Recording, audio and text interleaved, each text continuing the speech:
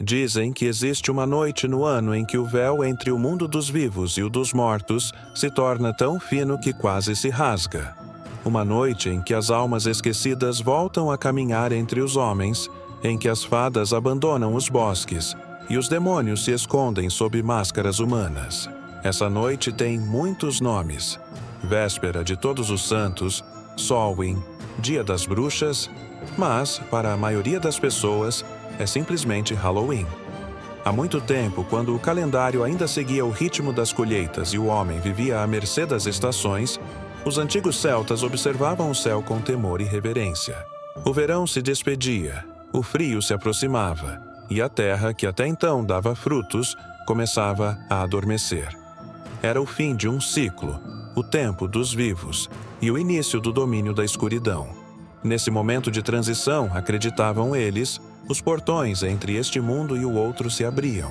Espíritos, elfos, trolls e seres invisíveis escapavam de suas moradas e andavam entre as aldeias humanas. Para apaziguar esses visitantes, as pessoas deixavam oferendas diante das portas, tigelas de leite, pedaços de pão, pequenas porções de mel. Não por generosidade, mas por medo. Era perigoso ofender os mortos. Era perigoso negar alimento a um espírito faminto.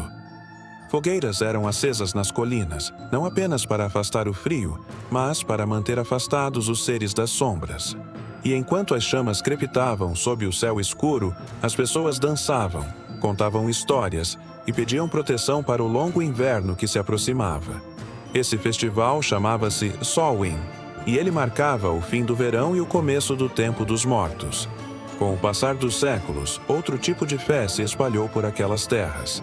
Os sacerdotes cristãos, ao ouvirem sobre a antiga celebração, tentaram purificá-la. Substituíram o culto aos espíritos pela veneração aos santos e mártires. A data se transformou em All Hallows Day, o Dia de Todos os Santos, e a noite anterior passou a ser conhecida como All Hallows Eve, a véspera de Todos os Santos. Com o tempo, esse nome se contraiu, e nasceu a palavra Halloween.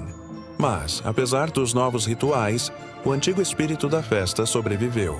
As pessoas continuavam a acender velas para seus mortos, a rezar pelos que estavam presos no purgatório, e a deixar comida nas portas para as almas que retornavam na véspera de finados. Era o mesmo medo antigo, vestido com novas palavras.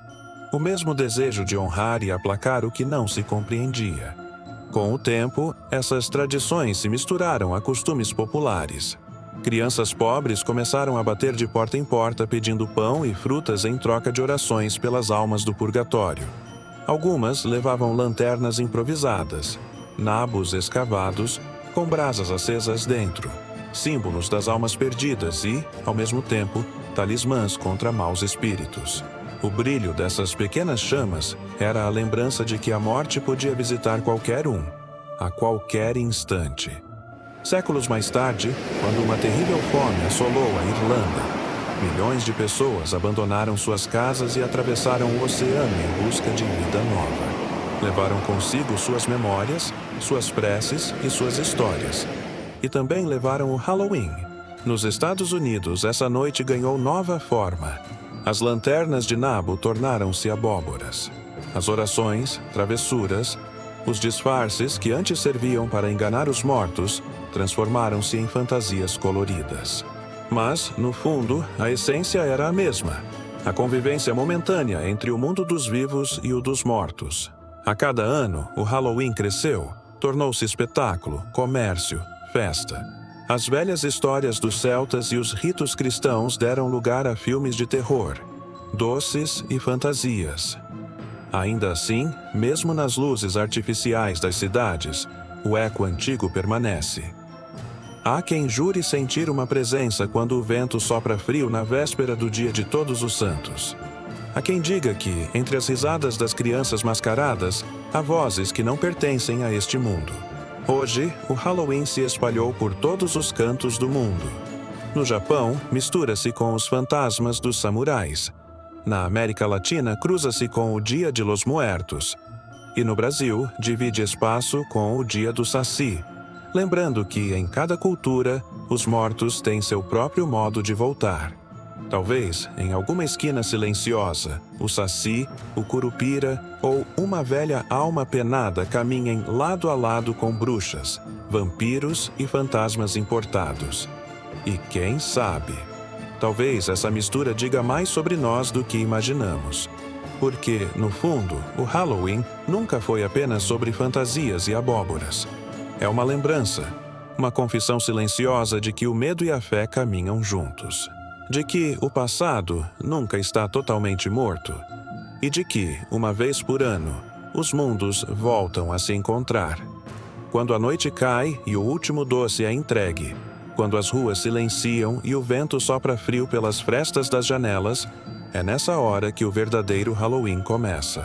As velhas histórias despertam, as sombras se movem, e o ar parece carregar um sussurro que vem de muito longe. O eco das antigas fogueiras do Samhain, acesas há milhares de anos. Então, se você estiver sozinho nessa noite e sentir um arrepio sem motivo, talvez seja apenas o vento, ou talvez não. Porque, dizem, o véu entre os mundos ainda se ergue, por uma única noite.